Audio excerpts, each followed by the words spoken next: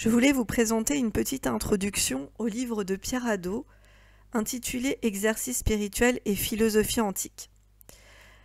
La préface que je vais vous résumer par voie orale est écrite par Arnold Davidson.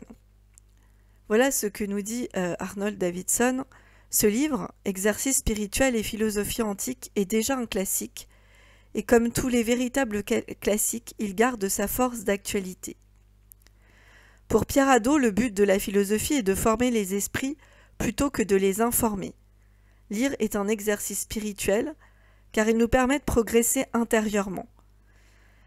Il est donc important d'écouter les textes, de les laisser nous parler.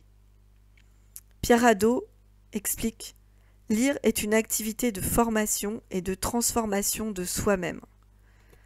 Les exercices spirituels pénètrent notre vie quotidienne, ils sont un travail sur soi-même, une activité, une pratique. L'adjectif spirituel contenu dans exercice spirituel englobe tout le psychisme humain, à savoir la pensée, l'imagination, la sensibilité comme la volonté. Pierre Hadot, dans le livre Qu'est-ce que la philosophie antique, explique « La philosophie antique est exercice spirituel parce qu'elle est mode de vie, forme de vie, un choix de vie. Elle implique donc transformation et métamorphose de soi. Selon les stoïciens, le discours philosophique se divise en trois parties. D'une part l'éthique, d'autre part la physique, et enfin la logique qui est une partie du discours. La véritable philosophie, ce n'est pas la théorie de l'éthique, de la physique et de la logique, c'est sa mise en application.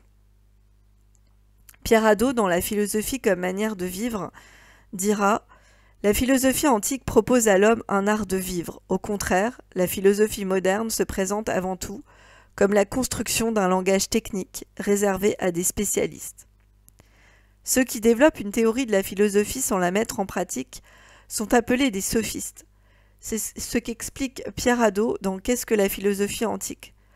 L'acte philosophique peut donc être considéré comme une conversion, un exercice vécu.